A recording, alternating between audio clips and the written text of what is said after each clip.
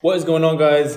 In today's video, I'm going to be going over some of the lessons I've learned from the bear market and just what I've been doing for like the past 5-6 months. Without further ado, let me start this video. Reflections on the bear market of 2022. Now, before I start this video, I will want to preface this by saying you're probably going to forget 99% of what I talk about in this video because there's probably another YouTube video right after this that's going to interest you as well. I'm not expecting you to remember everything I say, but even if you take away one lesson or one idea from this video, then I've done my job. Where was I these past 5-6 months? Because I've been missing out of action on YouTube for a while. So I've been traveling all over the world, mostly Latin America, and I've been looking for a new home. So I've been to Ecuador, to Peru, to Argentina, to Mexico, to Colombia, to El Salvador, to Dominican Republic. And by the grace of God, I was able to fund all these trips. Since then, I've had a change in perspective and a change in priorities after seeing more of the world and seeing, what's happening in the West, in the US, in Canada, and kind of North America as a whole. Since I've been traveling, these are the main 4 things that have changed in my priorities. Number 1 is controlling your income. You don't want to have all your money in the crypto markets because you don't control that. You don't control the price of Bitcoin. You don't control whether it's going to go up or down. So you want to be in control of your income as much as possible. So that's number 1. Number 2 is taxes and freedom. So food, healthcare, COVID restrictions, the weather, all of that stuff I've been taking into consideration after being in Latin America and kind of seeing the difference between Latin America and Canada. So that's another thing that's changed with me. The third thing would be surviving the market in general. So having something to do outside of crypto. When everything's down in the bear market, what are you doing? Are you still looking at charts? Are you picking up another hobby? Are you going out in nature? Keeping a balance with your mental health and your crypto portfolio is important and crucial. So that's been the third thing, is surviving the market. The fourth thing I'd say is just future planning and thinking about the future in general, right? So having a family, owning land. Where do you want to live after if you have a family? Do you still want to be in the West? Do you still want to be in Canada? For me, the answer is no. So the first topic that we touched on, income. Do you trust in JPEGs or yourself? What's the better investment? This is kind of self-explanatory, but like I said, it's better to control the variables of income. So whether it means starting a side hustle, starting a product, selling cookies on Facebook Marketplace, whatever it is, something to supplement your income from your job. First thing should always be just have a job, but you also want to find other ways to make money outside of crypto, because like I said, you don't control the crypto markets. You're never in control of them. Just find out what that is for you. Find ways to earn additional income. Don't invest more into a monkey picture than you would in yourself. Second thing is health and taxes. After traveling all over Latin America, I found that the prices of the healthy food, like fruits, vegetables, some natural medicines, all that stuff is way cheaper in Latin America than it is in Canada. Healthcare is also a lot more accessible. Mind you, you have to pay for it, obviously, but even that is cheaper. But it's way more accessible than it is in Canada. In Canada, we have this idea of free healthcare, but really you don't get much for it. Yeah, the main topic here being health and taxes, right? So are you getting the best bang for your buck living in the country that you do? Could you be saving more money on taxes elsewhere? Could you be living at a lower cost of living? Could you be living cheaper, healthier somewhere else? These are all questions that apply for you if you work remotely, mostly, or if you have a way of making money off the computer. So eat your food as medicine or eat medicine as food. This is a quote from Steve Jobs when he was in his final stages of pancreatic cancer. But yeah, the healthcare, the food environment in Canada was so bad. When I was a student and I moved out with a roommate, I remember the food that I could afford that was in my budget, the only things that I could afford was fast food, Popeyes, McDonald's, chicken wings, pizza. Those were all cheaper to eat every day than it would be to buy healthy groceries. I remember doing the math on it. I was spending, I think, $20 a day if I ate chicken wings, from the local restaurant, whatever. It was $20 a day, 20 times 7. I remember that doing the groceries was actually more expensive than just eating chicken wings every day, which is crazy, and if I ate McDonald's every day, it would be even cheaper, right? Because McDonald's would be $15 a day. I mean, it's pretty sad that the fast food is cheaper than healthy food in Canada. There's a lot of reasons for that. Mainly, the healthy food doesn't grow in Canada. We have to import a lot of the fruits and vegetables like blueberries and blackberries and all the exotic fruits. They have to be imported, and that's the reason why it costs more. Yeah, that's just another factor of why I want to leave Canada. Also, the lack of vitamin D and sunshine. Like I was saying, it's in Canada, the winter can last like 5 or 6 months, especially with this weird stuff that's happening with the weather and global warming. Winters kind of linger on a lot longer. Like the snow can be a lot more extreme. The cold can be a lot more extreme than last year.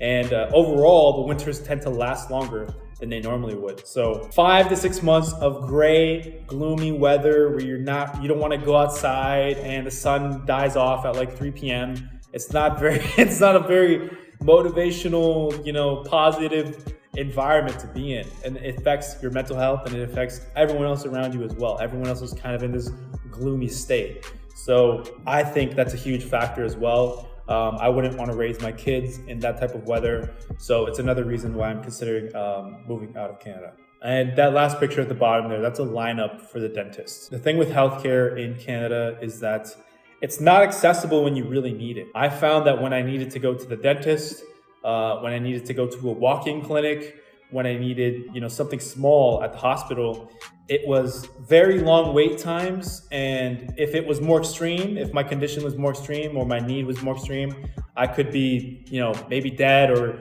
the condition could get a lot more severe with just the waiting time. And this is because of, just the long lineups with the COVID backup and everything, people getting more sick. But again, the free healthcare idea doesn't work when you need it. And that's the whole point of healthcare is I need it when I need it. I don't want to wait 5 hours for free access. It's not worth it. So in my opinion, that's another reason to go to Latin America is because the healthcare is accessible when you need it, and it's not going to break the bank. It's very, very affordable, especially dental care. It's very affordable, as well as the medicines. I found I had an issue with my liver. It was like clogged up, and I wasn't able to, basically it was weird. I was like burping everything I ate. But the medicine I got in Mexico like cured me in like 2 hours. And I got it for like $20. And it was like these pills, and it was from a holistic doctor. And that left a great lasting impression on me.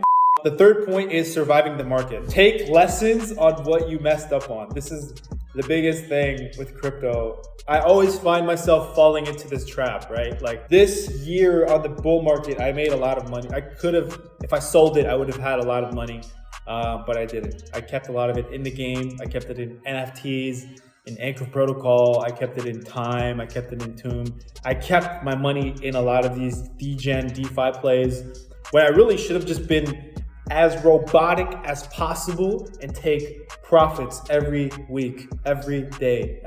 Take a percentage, take a small percentage every day. You have to be robotic with your investing. Do not have feelings for these coins. These coins do not care for you. I remember, Luna does not, I remember how much I believed in Luna. Luna went to less than a penny, bro. These coins do not care about you. Take the profits when it's there. Don't listen to anyone about when the bull market, when the bear market is.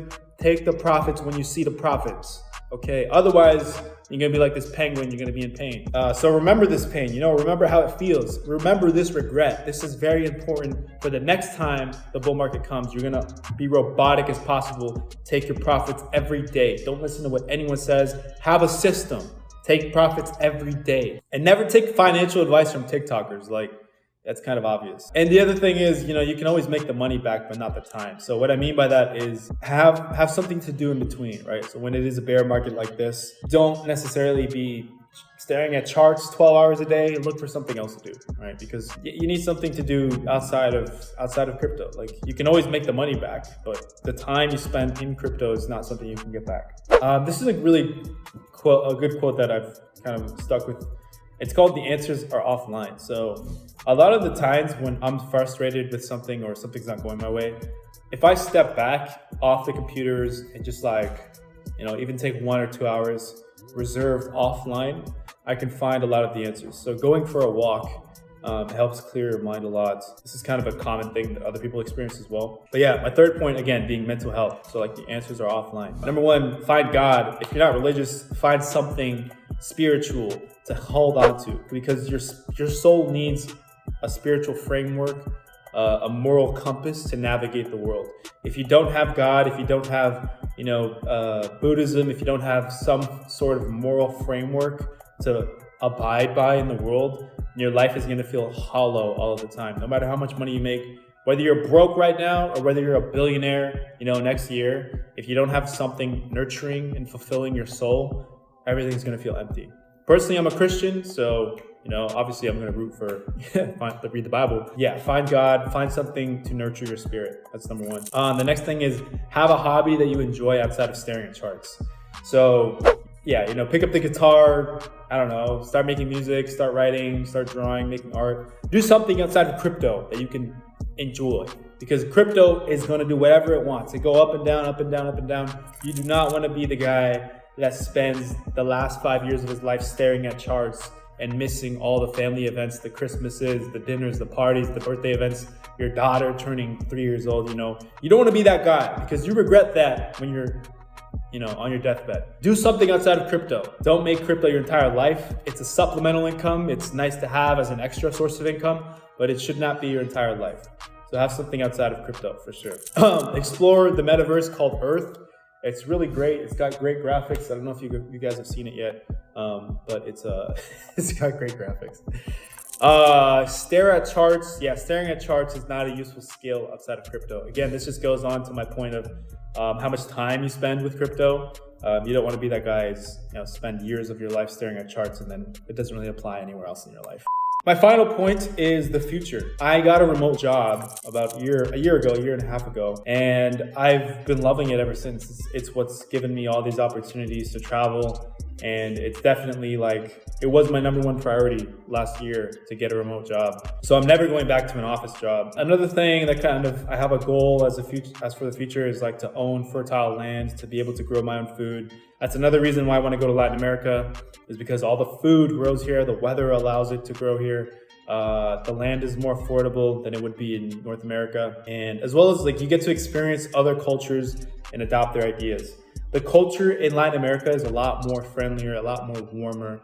I feel I speak Spanish, so the conversation quality that I've had with people who are in Mexico or in Colombia or Peru, they're a lot more welcoming, a lot more warmful, and it probably has something to do with the weather and all the sunshine that they get, but experiencing another culture is priceless. Okay, so point number 4, the culture. As you can see in the US, it's got the highest rate of gun violence deaths per 100,000 people. I can't really point my finger on why that is exactly. I would assume it's probably something to do with the mental health issues within the US, because it's got the highest rate of people with mental health issues. And I just don't want to be a part of that. I don't want to be a part of that in the US and Canada. I'd rather be, somewhere else where I can raise a family who's integrated with nature, integrated with the sunshine. We can have land, and we don't really have to live in a concrete jungle in the city. The other point I would say is consumer culture and hyper-capitalism. It's not as prevalent in Latin America. Materialism and wearing the nicest brands and having the nicest shoes, and you can't impress anyone unless you have a nice car. All that stuff is mostly an ideology that pertains in the West in Canada, depending on your circle of friends, obviously. But I found that in Latin America, you don't need all that to be to be friends with people, if that makes sense.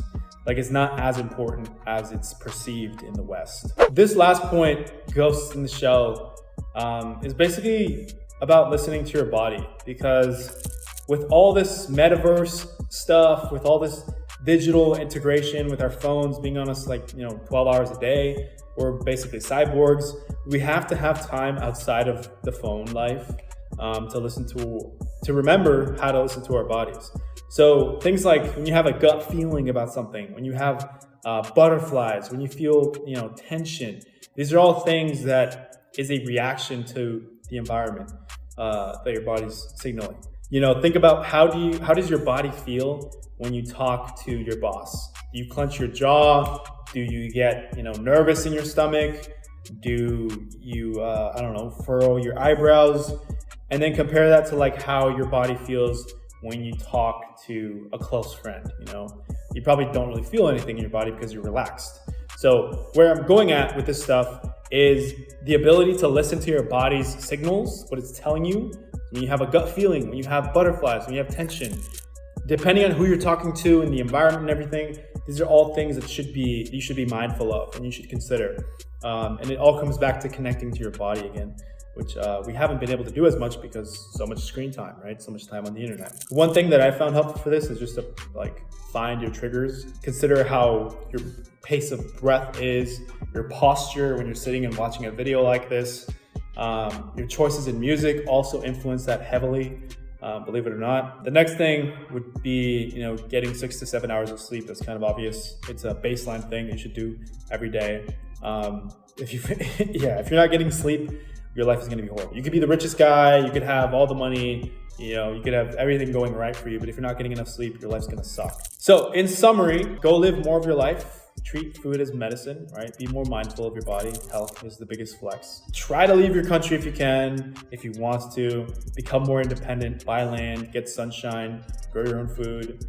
These are all things I'm all for it. A third thing would be stop worrying about things that you can't control, right? So don't put all your money in crypto inside of a freaking monkey picture. Try to do things that you are in control of, that you can control, that you can put work into, and you can invest in yourself. The fourth thing would be taking care of your mental health. So finding a hobby outside of crypto, finding God, finding spiritualism in some way, and having a moral framework for your soul. And then the last point is, take care of your soul because your kids will inherit it. If you found this video helpful, give it a thumbs up. Please comment below if you found anything I said, if you want to comment on anything I said specifically. And if you want to get in touch with me, my Twitter is there, my TikTok is there. You can also book a Calendly call with me. I do consulting on your NFT projects, content strategy, visual kind of branding stuff for your website and design. So anything like that, you can book a call with me on Calendly, which is in the link below in the description. Otherwise, thank you guys for watching.